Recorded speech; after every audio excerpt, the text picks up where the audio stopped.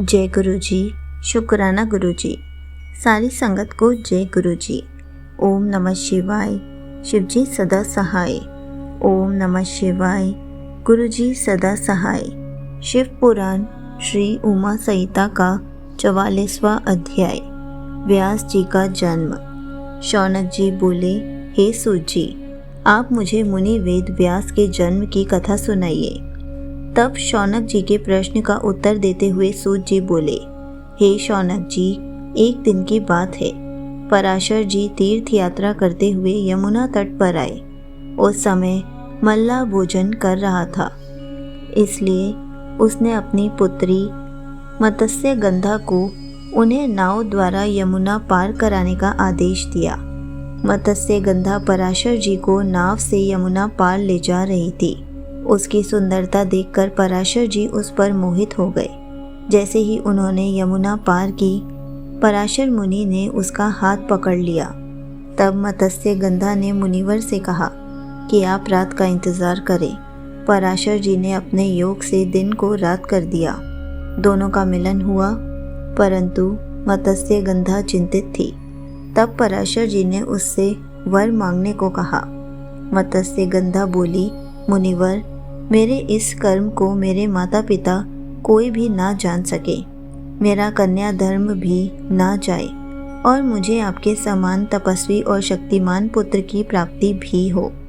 तब उसके वचन सुनकर पराशर मुनि बोले, देवी, जैसा आप चाहती हैं वैसा ही होगा और आज से आप सत्यवती नाम से प्रसिद्ध होंगी। आपके गर्भ से भगवान श्री हरि विष्णु का अंश उत्पन्न होगा। यह कहकर मुनिवर चले गए। नियत समय पर सत्यवती ने सूर्य के समान महातेजस्वी पुत्र को जन्म दिया। पुत्र माता की आज्ञा लेकर तपस्या करने चला गया और जाते समय उसने माता से कहा कि कोई भी कष्ट पड़ने पर मुझे अवश्य याद करना। सत्यवती अपने घर लौट आई।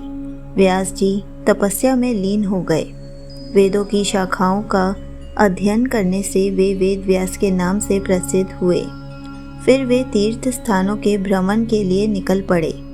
एक बार शिवलिंग का दर्शन करने के पश्चात उनके मन में विचार आया कि कोई ऐसा सिद्धिदायक लिंग हो जिसकी आराधना और भक्ति करने से सब विद्याएं प्राप्त हो जाएं और अभिष्ट फलों की प्राप्ति हो।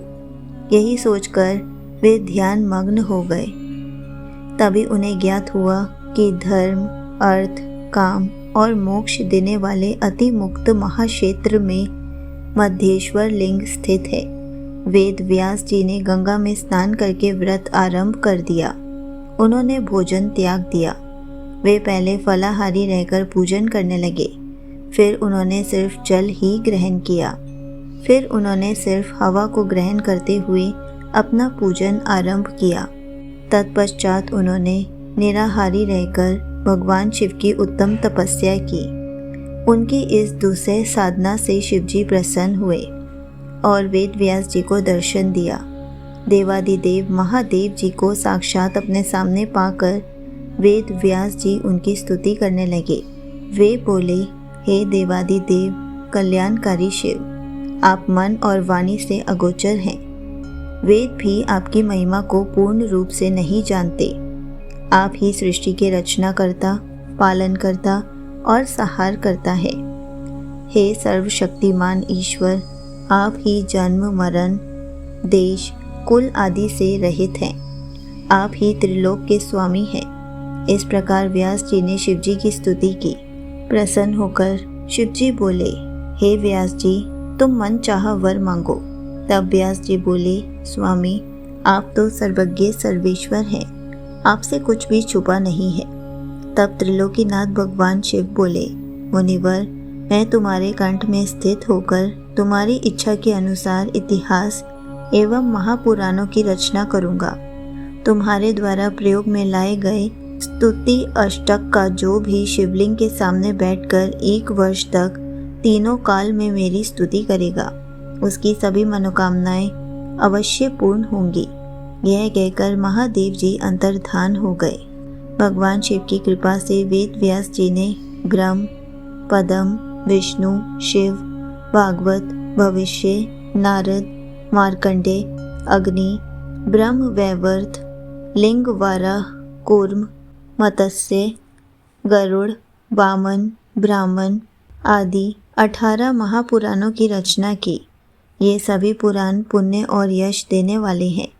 इनको श्रद्धापूर्वक भक्ति भावना से पढ़ने अथवा सुनने से मुक्ति प्राप्त होती है तथा समस्त पाप नष्ट हो जाते हैं। संगत जी, यहीं पर शिव पुराण श्री उमा संहिता का 44वां अध्याय समाप्त होता है। जय गुरु जी। शुक्राना गुरु जी।